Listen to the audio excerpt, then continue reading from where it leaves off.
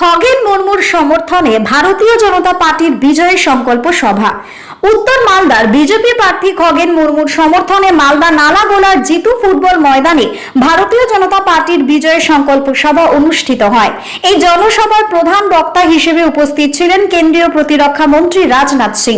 এছাড়াও উপস্থিত ছিলেন বিদায়ী সাংসদ তথা উত্তর মালদার বিজেপি প্রার্থী খগেন মুর্মু, সভাপতি উজ্জ্বল দত্ত এবং বহু সংখ্যক নেতাকর্মী। এই অনুষ্ঠানে বক্তব্য রাখতে গিয়ে রাজনাথ সিং বলেন, আমাদের ভারতবর্ষকে আজ তৃতীয় স্থানে নিয়ে এসেছেন আমাদের প্রধানমন্ত্রী নরেন্দ্র মোদীজি। সন্ত্রাস দমন করেছেন, মুসলিম মহিলাদের জন্য 3 তালাক বন্ধ করেছেন। পশ্চিমবঙ্গের মুখ্যমন্ত্রী মমতা বন্দ্যোপাধ্যায়ের দলে দুর্নীতিতে ভরে গিয়েছে বলেও কটাক্ষ করেন।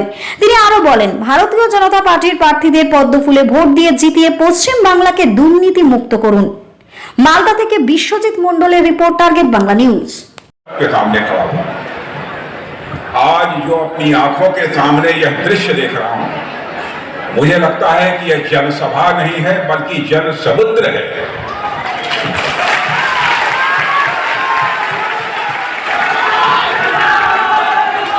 और मुझे ऐसा लगता है यहां के लोगों ने मन बना लिया है कि हमें खगेन मुर्मू को भारी मतों से विजय दिलाकर भारत की पार्लियामेंट में भेजना है।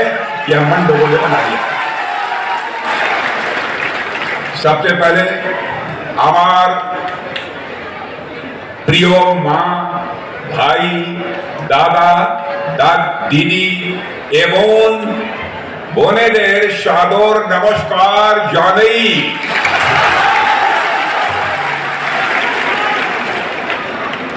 बहनों भाइयों, जब भी मैं बंगाल में आता हूं मैंने देखा है कि जो बंगाल की जनता का मुझे बेहद प्यार मिलता है और विशेष रूप से माताओं, बहनें और बेटियों की तरफ से जो अद्भुत स्नेह मिला है उसकी जितनी भी सराहना की जाए वह कम है।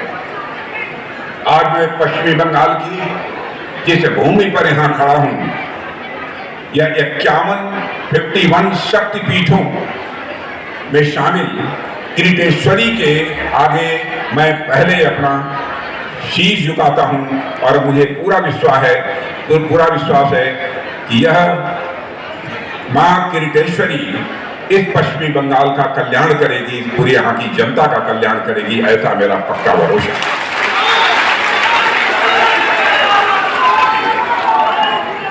बहनों भाइयों, आप लोगों ने हम लोगों का बहुत ही गर्मजोशी के साथ स्वागत किया।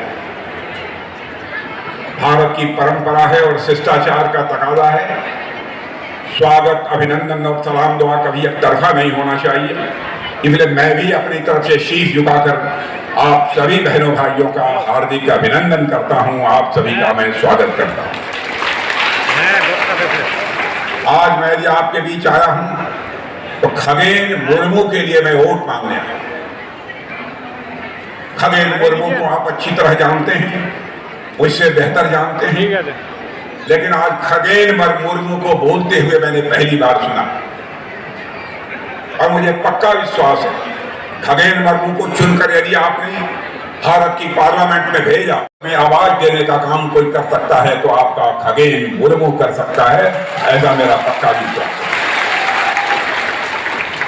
बहनों भाइयों, लंबे समय से इस पश्चिमी बंगाल में टीएमसी की सरकार को काम करते हुए आप ये देख रहे हैं। यदि किसी से पूछा जाए कि टीएमसी की सरकार आने के बाद पश्चिम बंगाल में क्या हुआ है, लोग यही कहेंगे, यहां पर तोलाबाजों, अपराधियों और भ्रष्टाचारियों को यहां पर जबरदस्त बोल डाला। जो भी सरकारी ठेके होते हैं, मेरी जानकारी में यह टीएमसी में काम करने वाले कार्यकर्ताओं को ज्यादातर यह सब ठेके दिए जाते हैं। जनता की गाढ़ी कमाई को लूटने का काम इन लोगों के द्वारा किया जा रहा है। कानून और व्यवस्था नाम की कोई चीज पश्चिमी बंगाल में नहीं। कैसे विकास होगा इस पश्चिमी बंगाल का? किसी भी राज्य के विकास की पहली शर्त होती है कानून और व्यवस्था का चुस्त दुरुस्त होना।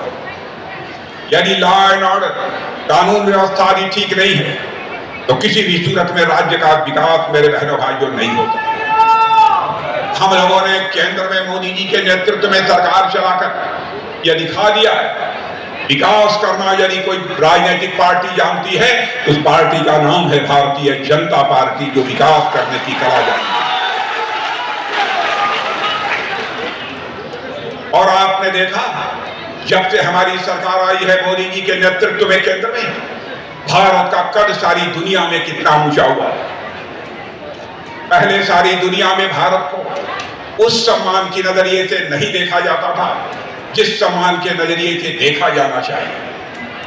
लेकिन आज आप भी, आपके परिवार का भी एक दुनिया के दूसरे देशों में जाता होगा, उसे यह एहसास होता होगा कि अब हमारा यह भारत पहले वाला भारत नहीं रहा है, बल्कि हमारा भारत अब दुनिया का ताकतवर देश बन गया है। अब हमारा भारत भी दुनिया का धनवान देश बन गया है। पहले हम